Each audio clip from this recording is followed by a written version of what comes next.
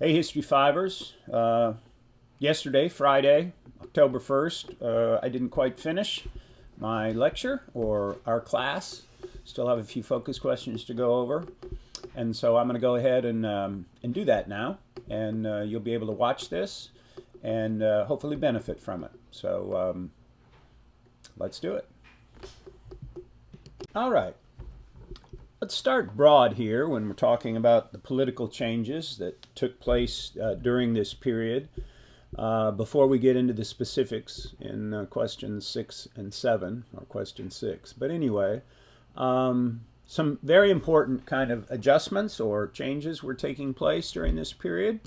And I guess the point that we need to make is that Napoleon, really did change the world in very important ways. The French Revolution changed the world, but in particular Europe, in very important ways.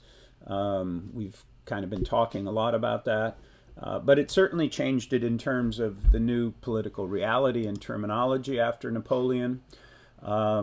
Liberalism was, how should I say this, evolved into a discernible and palpable and powerful political movement. Of course, it was influenced by the Enlightenment, by Hobbes, by Locke, by Rousseau, many of the things that we've talked about. And so it does grow out of not only Enlightenment thought and the general push for freedom, but of course it also grows out of the notions of a free economy and free market, private property, that had been developing over the previous couple of centuries, but certainly by the 18th century had become also an important political force, especially in England. So let's remember then that England kind of has a special place as well as far as the development of liberalism goes and the Enlightenment.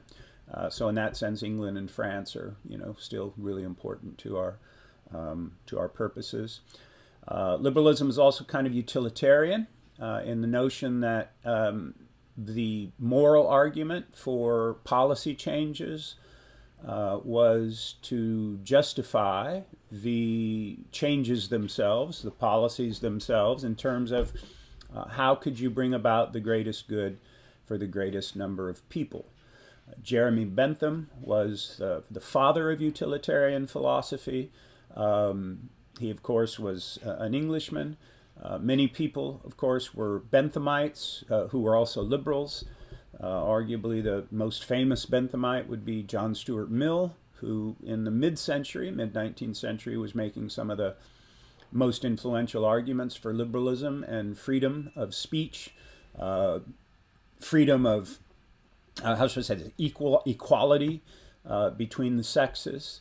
That's a little bit more than what most liberals were arguing for, but Mill is an example of how this thought could go even beyond what was probably politically possible, if you will.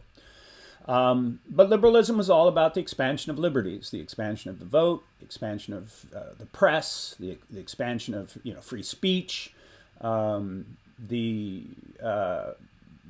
private ownership of capital, if you will. But of course, it was also about removing the hold that monarchies and divine right had on politics during the period. Keep in mind, of course, that changes in England in this regard happened much earlier than on the rest of the continent, but certainly by 1815 and thereafter, those things have spread to the continent. And of course, let's not forget that liberalism also has as its base the economic thought of Adam Smith and David Ricardo and other what we call political economists. That is to say, people who were arguing against state involvement, for the most part, in the economy, who were arguing against mercantilism being that notion that the state ought to control the economy, especially in terms of imports and exports, all for the purpose of creating national income, shall we say, although they wouldn't have called it national income at the time. But I just want you to see that liberalism was not just, well, political, although it's hard to tease out economics from politics, but it was also economic, is the point. It was cultural as well, but it was a discernible and important force after 1815, and would creepingly, influentially change Europe over the course of the 19th century and on into the future as far as that goes. But not everybody was liberal, and there were a sizable number of conservatives. In fact, in many respects, Europe remained conservative after 1815 to some degree, at least if we think in terms of these empires that we've been talking about, these large nation states, to be sure. The Congress system and the Congress of Vienna indeed did seek to conservatively keep the monarchies in power and keep Europe as much as possible a conservative order. And so conservatives, of course, stress the need for tradition. Traditions are good, in other words. You don't want to do away with traditions. They're good. They stress the need for social order. They, too, wanted to keep social peace. And when I say they, too, wanted to keep social peace, I'm including them with some of these liberals who later in the century, especially by mid-century, by 1850, 1860, would in some respects eventually side with the conservatives, precisely because they feared social revolution and social disorder. Conservatives tended to idealize rural society, kind of pre-modern society. They idealized the human relationships that they claimed were a part of that pre-modern world. The fact that people knew each other in small villages and their churches, and those rural societies were close-knit, right? Conservatives loved that kind of stuff. And of course, they tended to be in favor of monarchy. And even if they embraced constitutional monarchy, they still wanted the monarchy, and they still thought the monarchy was an important anchor for order in their societies. We've mentioned Edmund Burke many times, so we don't need to say much more about him, except to remind us, of course, that if anybody was the kind of founding father or the father of conservatism, in many respects, Edmund Burke was, based on his book, Reflections on the Revolution in France. Alexis de Tocqueville is kind of an interesting person here. Book doesn't make much of him, but he, of course, is a French intellectual who spent a lot of time traveling around America, that is to say, around the United States of America in the late 20s and early 1830s.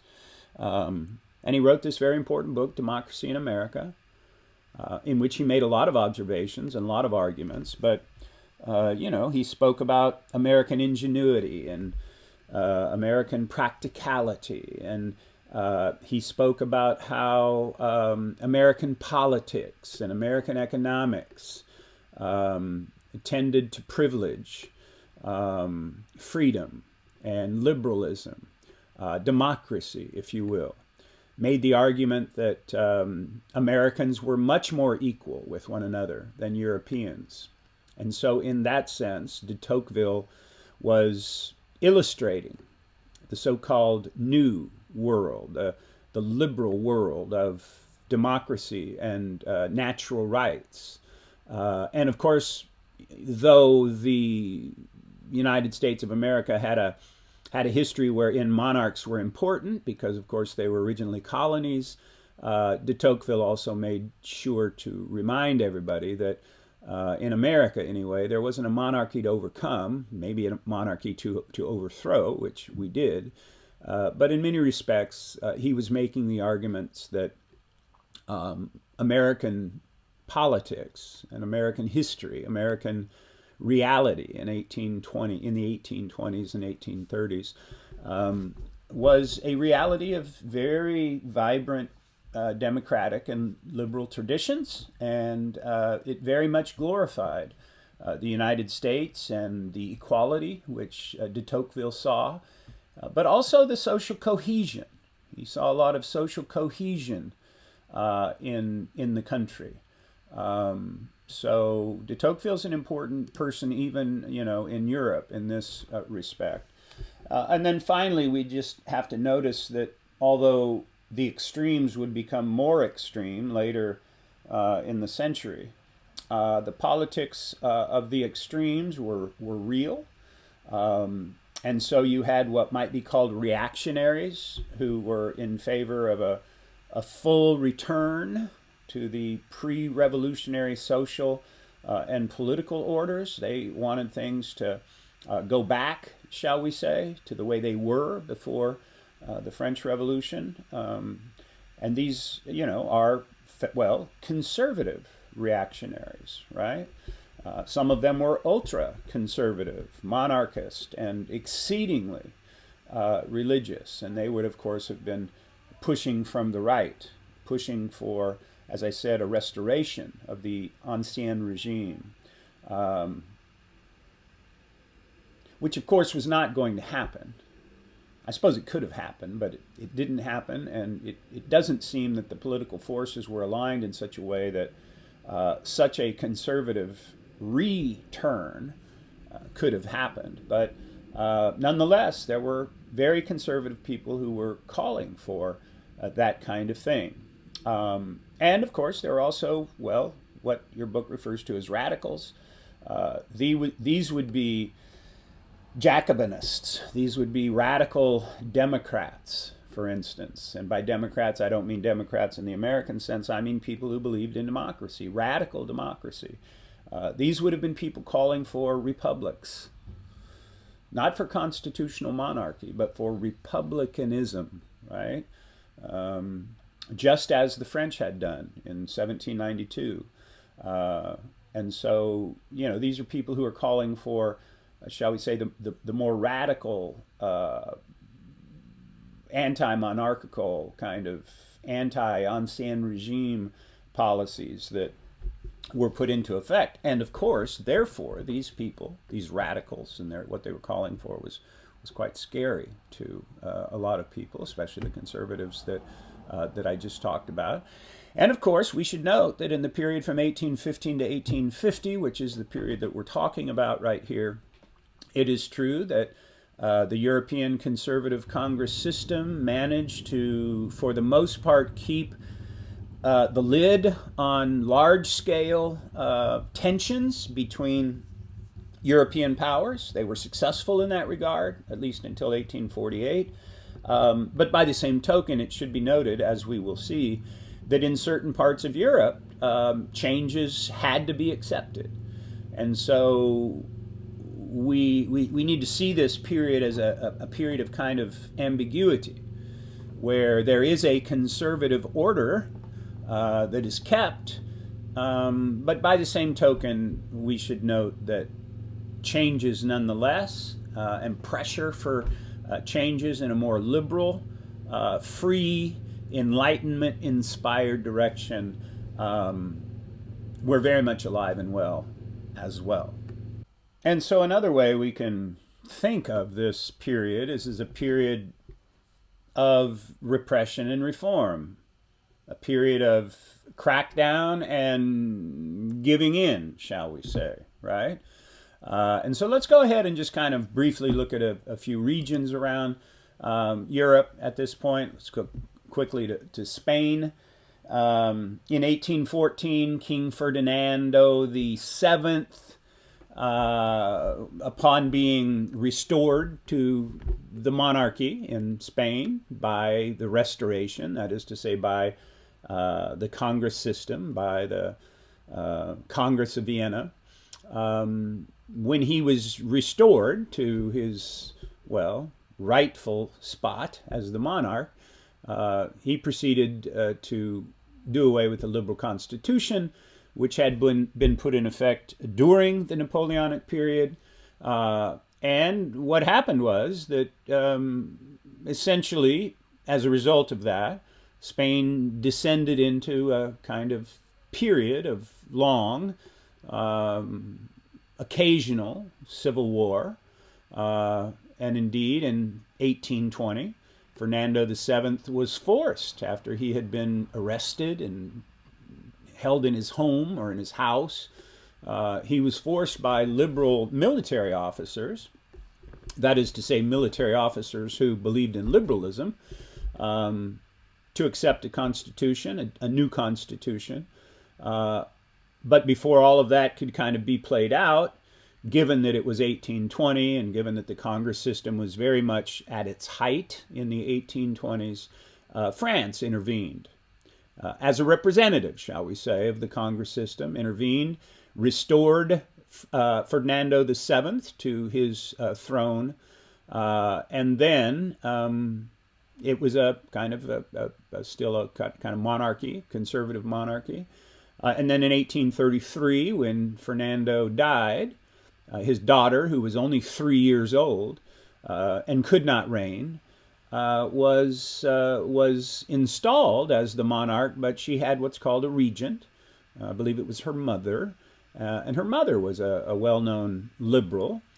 And for the next 4 decades or so, basically, Spain would be marked by back and forth between conservatives and liberals, which can kind of be seen as a long civil war.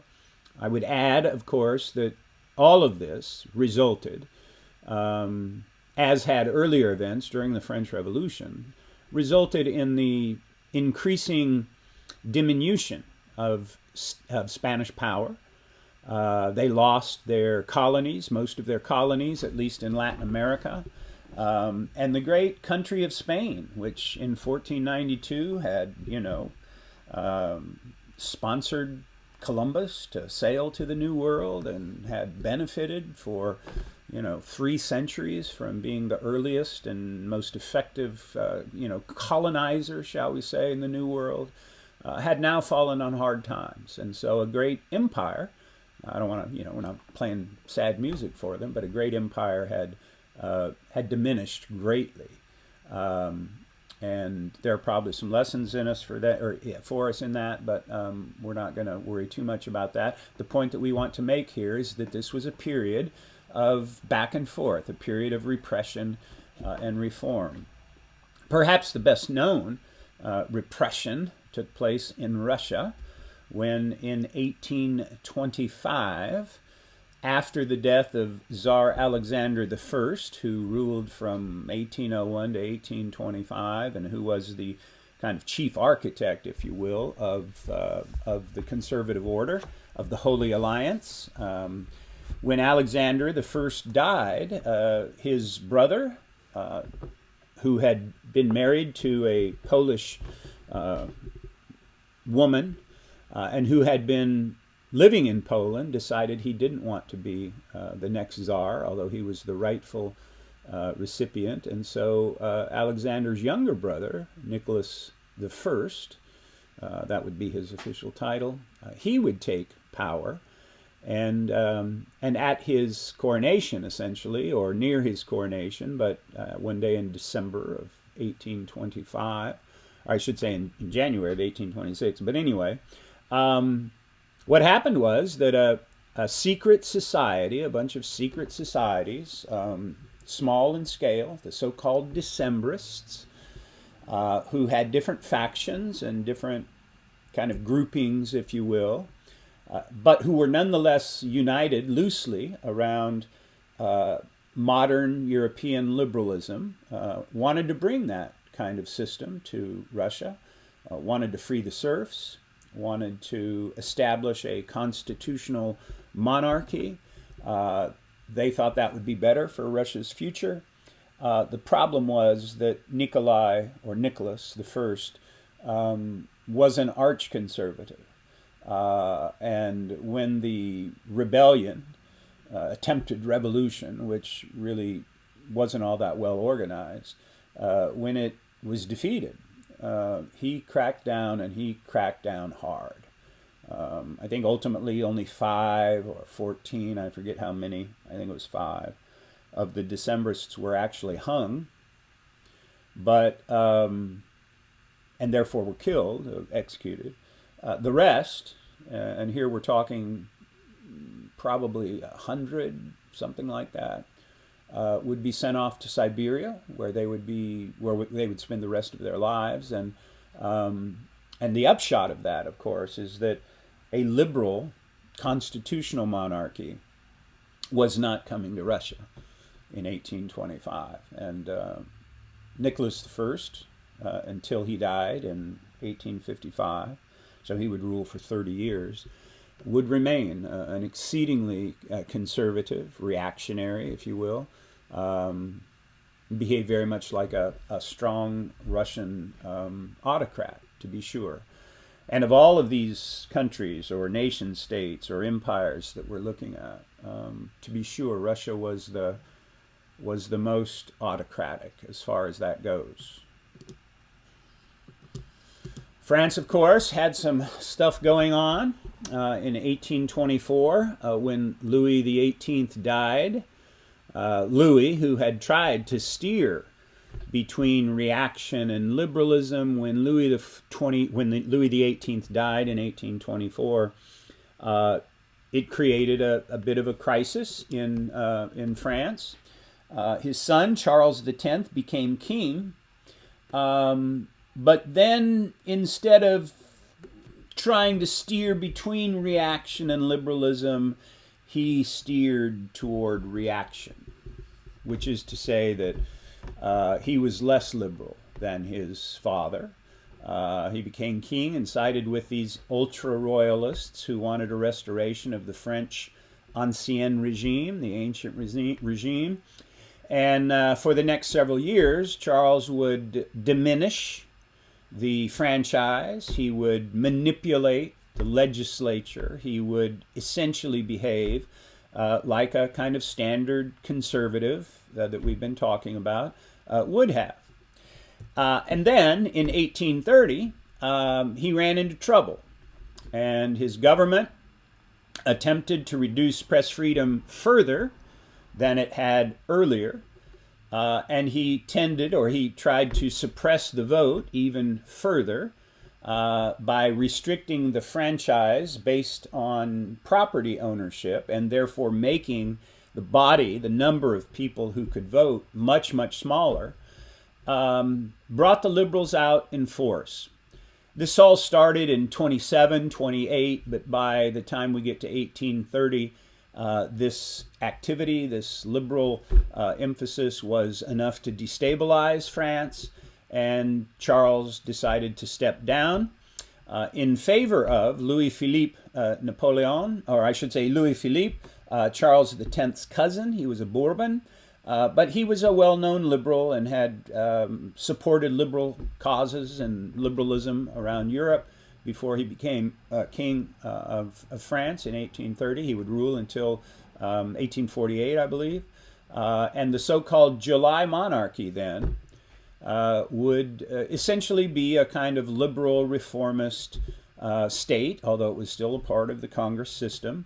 But again, what we have here is we have France kind of inching back towards a liberal reform. But the important point here is that we're not talking, although there were democratic changes that expanded the franchise, we are not talking about a republican form of government. We're still talking about a constitutional monarchy. And so in that sense, we're not talking about radical republican democracy. And by republican democracy, I don't mean American republican democracy. I mean republican democracy in the 1830s. That is to say, this idea that governments should be republics because, the people are sovereign, not the monarchy. But anyway, the July monarchy would be known for expanding liberal reform for the next 15 years or so. And then sure enough, in the mid-40s, when things would become difficult, and Louis Philippe sought to kind of move away from some of those liberal reforms. Then, of course, there would be some more revolutionary activity in France in 1848. And so, again, Spain, Russia, France, we see repression and reform. We see, trying to negotiate through these hoops, if you will. But of course, after 1830, France had once again become a bit of a beacon for liberal reformers. Revolution seemed possible during this period at points in Great Britain, but of course, the important point is that it didn't happen. And Great Britain needs to kind of be a model for something else, and that is what we would call gradual liberalism or liberal gradualism, right? It is true that not many people in England were actually able to vote. There was an unfair electoral system in which only 6% of men could vote.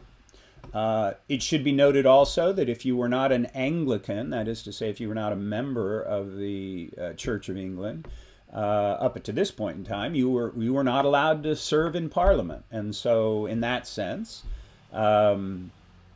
people's religion could constitutionally deprive them of their citizenship, if by citizenship we say voting, right? So it should be noted then that that these things were true. It seemed to be that these things might cause enough problems to bring about a revolution. There was also working class upheaval in the 18 teens. We've read about that when we talked about Peterloo, right? So the working classes are becoming agitated, shall we say. Utopian socialism is out there at work, right? You have the utopian socialists and so forth involved in their projects. But the British, of course, have always had a talent for compromise. It is true that in 1649 they did chop the head of a king off, but that's the exception for the most part. And indeed, what would happen is that Great Britain would find a way to compromise with itself. And the Reform Bill of 1832, the Great Reform Bill of 1832, would increase the size of the electorate from 6% of men to 20%. And so, again, this is not mass democracy, but it is movement in a direction that can be considered liberal. Interestingly, both major parties in Parliament in England, the Tories and the Whigs, embraced reform. They could see that it was important. They were trying to compromise in a way that would, shall we say, keep revolution from occurring. And you also had, a lot of popular opinion where people were pushing for universal malehood suffrage or universal male suffrage. That is this notion that all men should have the right to vote rather than just property owners. So even the 20% of the electorate that could vote after 1832 could only vote because, of course, the property qualifications had been reduced. And so it was still a situation where the people with the most money were the ones who had the political power. And Chartism, which was this movement for universal male suffrage, which really pops up and really becomes strong in the 1840s, but had been around since the 1820s. Chartism can be read as a kind of radical Republican move, at least if what we mean by that is that it sought to put into effect the implications of this notion that all men were equal. And of course we mean men, we don't mean women. But the point is that these were people who were pushing for this notion that all men, by virtue of being men, by virtue of being humans, but also by virtue of being men, but also by virtue of being humans, right, should be able to vote. Okay. In 1846, again, to make this point that compromise was an art that was successful in Great Britain. In 1846, after some 40 years in effect, the Corn Laws, which had essentially been a tariff on grain imports from outside of England, which of course raised the price of English grains, and therefore all grain, and made it very expensive to actually eat and to live. These Corn Laws were a major political problem in Great Britain. Thousands and thousands of people were opposed to them. And indeed, by 1846, by the way, right in the midst of a horrible downturn in the European economy, right in the middle of the potato blight. You know that the Irish people suffered particularly in this. Right in the middle of this period of horrible economic downturn, England, Great Britain, managed to compromise itself out of those problems by repealing the Corn Laws. And then, of course, we also see the development of actual trade unionism in England. It was limited to mostly skilled workers. That's certainly important to note. But at least there was some trade unionism if one actually wants working class people to have a voice in their own work, right? So trade unionism was also a very important part of this story, to which, of course, we will.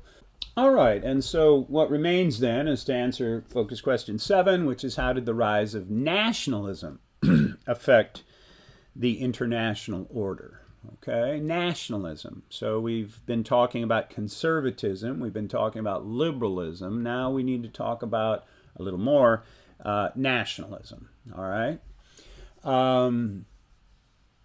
We've kind of made the point that generally speaking, there were uprisings and there were problems during this period. But generally speaking, we've also made the point that in comparison, for instance, with the French Revolutionary Wars and those 25 years from 1789 to 1815, this was a relatively calm period. And that's essentially what we mean when we say while there were struggles in this period, it was comparatively calm.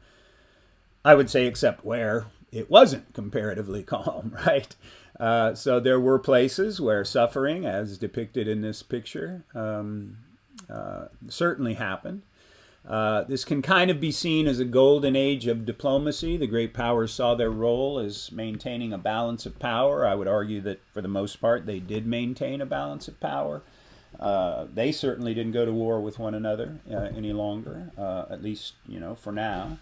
And of course, they wanted to preserve monarchy and monarchical authority, but they did so, or had to do so, I should say, only through diplomatic work with themselves and amongst themselves, but also, of course, in these regions that we're going to be looking at now. The Ottoman Empire, of course, had been around for a very long time. It was an Islamic empire, as far as that goes. It was controlled by the Ottoman Turks, who controlled, much of the area around the Mediterranean and the Middle East. And of course, I say it's an Islamic empire and it's a Middle Eastern empire, but it's also a European empire because, of course, its boundaries, its borders include Europeans, essentially, right?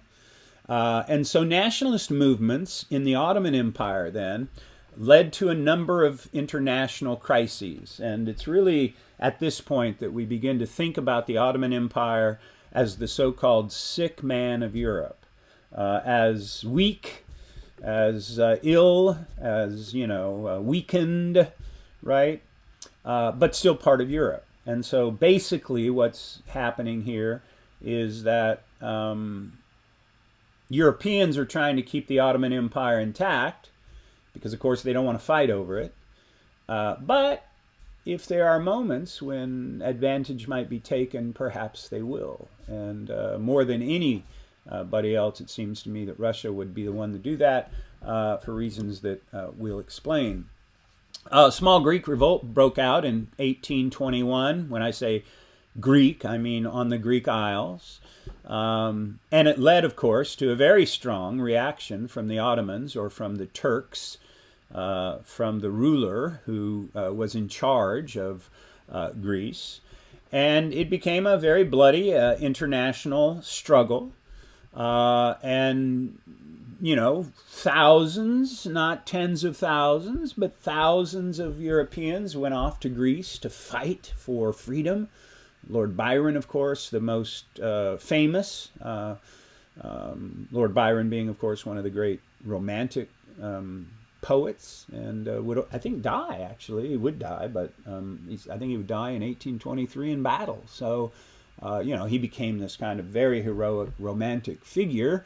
But I just want to make the point that though he and others were Greekophiles and indeed did, support the Greek independence movement, that doesn't mean that tens of thousands of Europeans raced over there to Greece and actually fought. More like hundreds or a few thousand.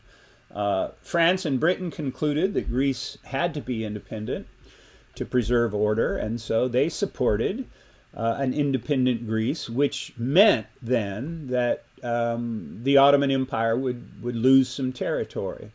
And so the French and the British sent their fleet to support this movement for Greek independence. And over the course of a decade and a lot of warfare, Greece would be granted by the Congress system independence. And so here's an interesting example where the Congress system found a way, primarily because of common interests, to allow for a kind of liberal, nationalist, Greek nationalist, essentialist kind of revolution in a part of the world that was Europe, but also that they seemed to think that could move forward as an independent nation, and therefore they were allowed to. And a prince from one of the German principalities was found that was sufficient to be the Greek king, and so Greek independence meant constitutional monarchy. But more importantly, it meant that the Ottoman Empire was weakened, although not, horribly. But again, this would be that story of the Ottoman Empire weakening, being the sick man of Europe, but still needing to be propped up. And this will be an important dynamic throughout the century. As I said, Russia was a culprit sometimes in all of this. And so they would do their best to take advantage of Ottoman weakness. And so during this period, especially 1828, 29, 30, 31, the Russians decided to expand westward toward the Aegean Sea and into parts of the Ottoman Empire, and they would lop off a couple of regions from the Ottoman Empire as well. So the Ottomans would lose Greece, but they would also lose these territories in the far east that bordered on Russia, between Russia and the Ottoman Empire. And yet, so they got a little, but they were also pushed back against by the other European powers. And so again, push and pull. Yes, they're allies. Yes, they have a Congress system, but they also have to kind of keep an eye on one another. Another very important part of this story is that in 1830, beginning in 1830, Polish nationalists, Polish people who wanted their own country back, who had suffered the erasure from the map by Austria, Prussia, and Russia, and then these kind of intermediate duchies, the duchy of Warsaw that Napoleon set up, and then after 1815, a so-called Congress Poland, which was somewhat independent but still under the thumb of outside powers. Well, in 1830, these Polish nationalists decided to push the issue, the inspiration, of course, being what was taking place in France that eventually became the July monarchy. These were very inspiring things for the Poles, and so they rebelled.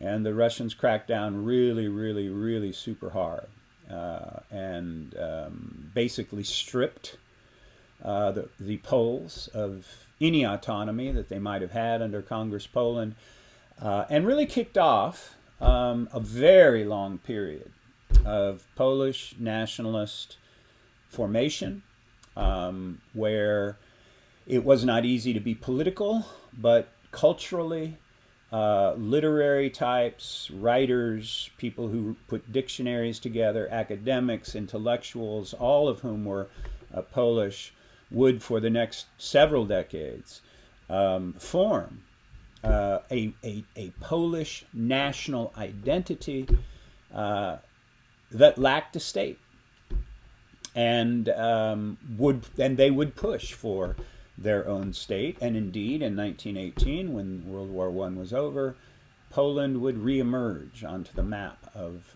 Europe. But that's a story off in the future. What I want you to see here is that, yes, this is a period of great diplomacy, but these great powers still allowed one another to behave as they might have wanted to. Sometimes they stepped in, right, as in the case of the Greeks, but the Russians were given free rein in Poland to do what they wanted, and what they did was exceedingly bloody and exceedingly heavy-handed.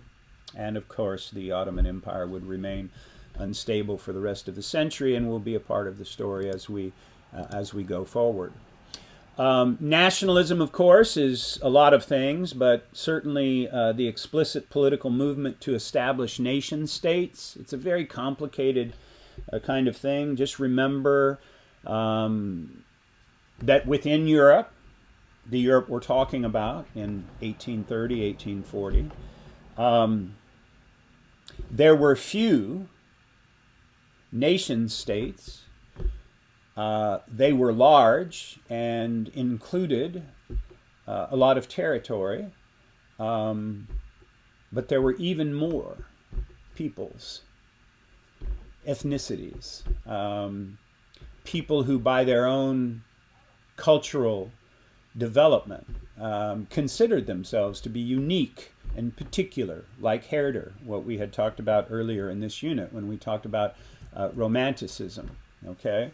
And so by the time we get to the 20s then, nationalism was beginning to threaten these multi-ethnic empires. These ethnicities, these nationalities, if you will, came to resent the oppression of one national group by another, right?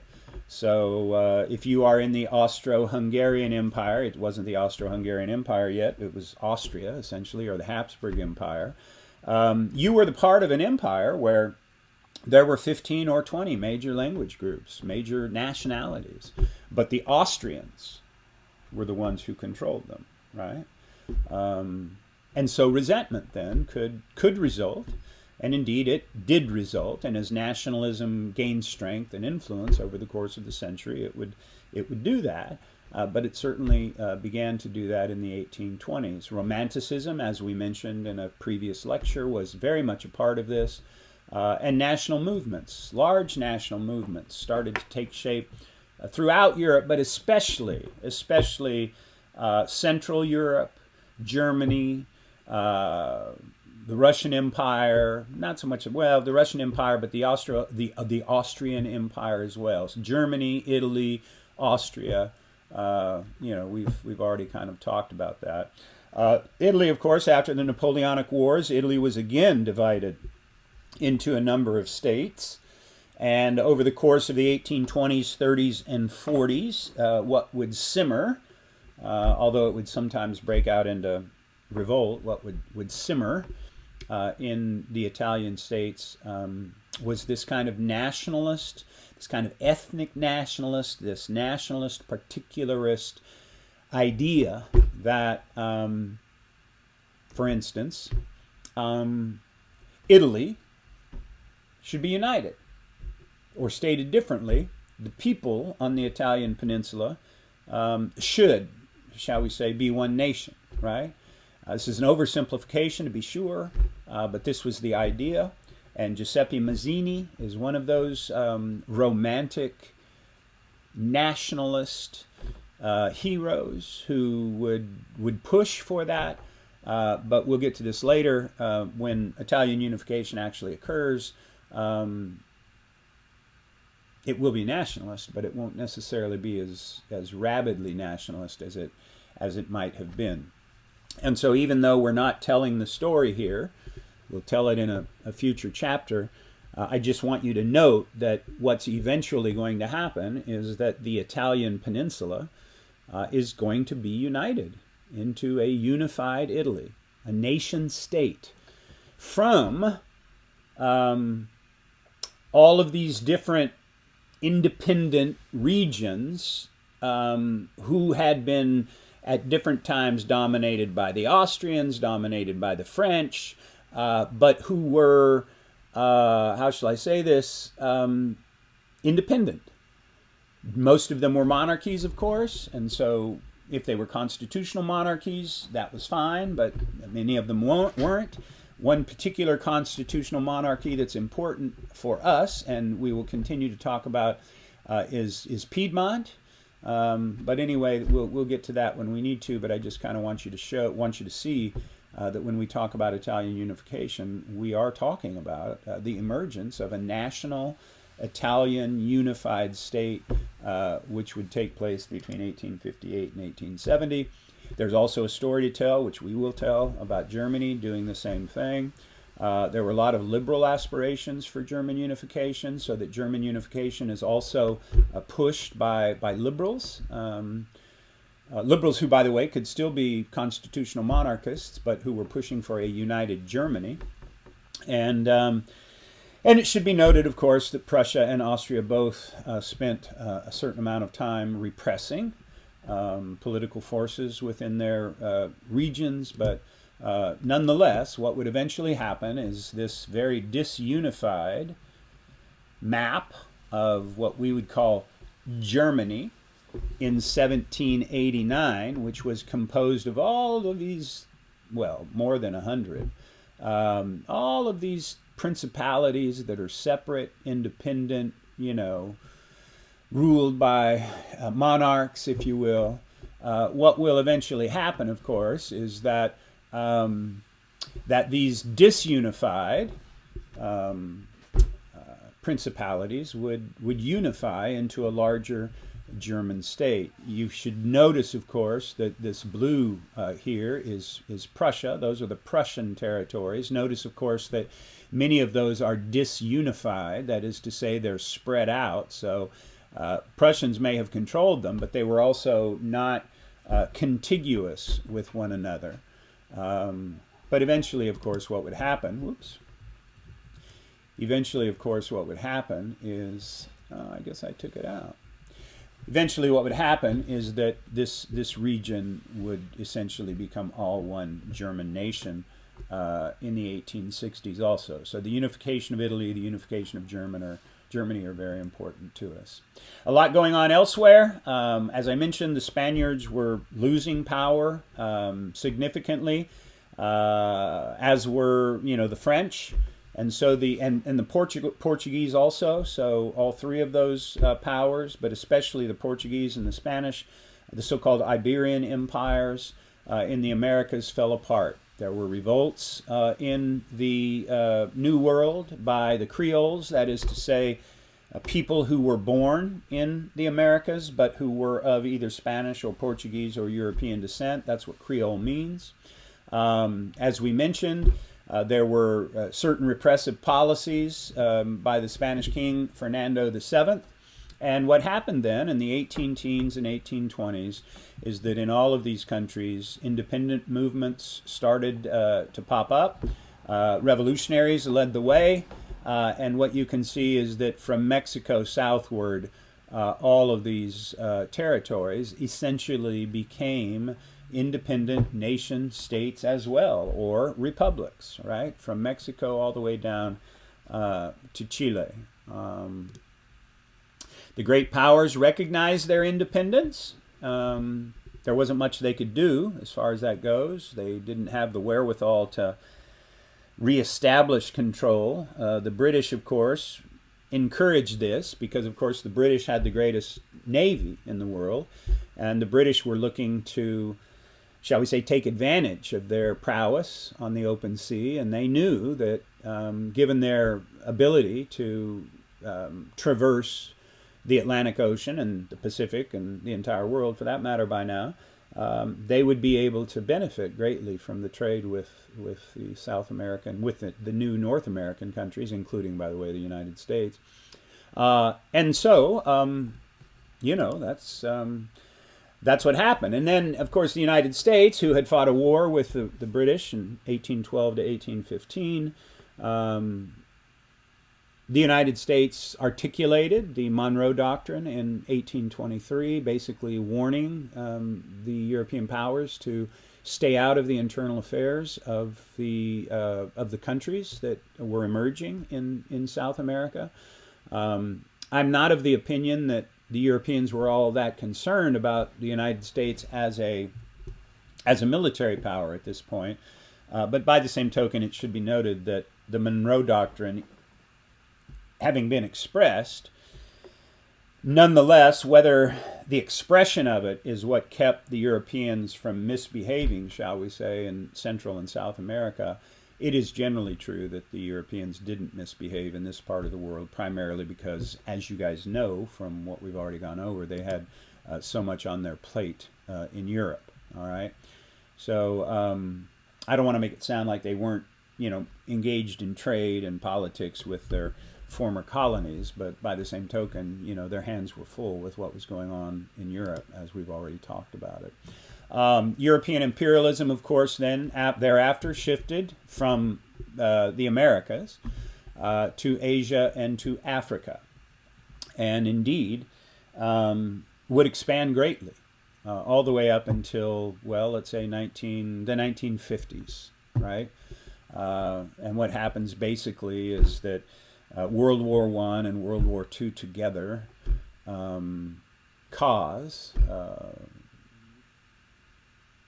the dominated so-called third world countries, the people who were essentially colonized, right, by European power and by Europeans, it caused them to assert themselves beginning in the 1940s, 1950s, even earlier in the case of some like Gandhi and others who, and for that matter, Ho Chi Minh from Vietnam, who as early as 1918, both of them were 1919, 1918, both of them were very active already. Gandhi and Ho Chi Minh were very active already, calling for the rights of non-European peoples to be free, and basically calling on the Europeans to put their money where their mouth was and to actually practice democracy rather than, you know, engage in imperialism. But anyway, the European imperialism would shift to Asia and Africa, and we'll be talking more about that. The British, of course, would expand even further. The British East India Company would essentially take control of India. There were wars with China, the famous Opium War, 1842, wherein the British were able to win that war and essentially become beneficiaries of the opium trade, the illegal opium trade, right?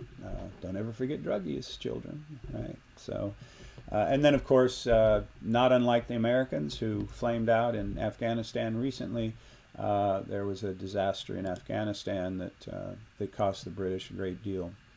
As for France, France had to do something. It had lost so much in this period.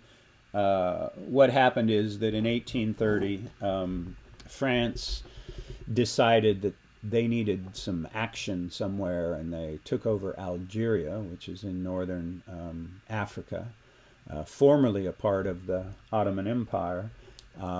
And so Algeria then, for a very long time, right up until the 1960s, was considered a part of France, and a lot of French people moved to Algeria. And so this needs to be seen as a part of this kind of broader move toward colonization, right? So this period then, 1815 to 1845, is a period of great dynamism. There's a lot that's going on, but there's also ambivalence, ambiguities, right? Liberalism is creeping. Liberalism is having an effect. Conservatism is pushing back. You have certain Republicans out there pushing for kind of more radical forms of liberal thought. And so there's a lot going on here. All right. All right. Well, I hope this was enjoyable for you. It was enjoyable for me. So we'll see you guys next time.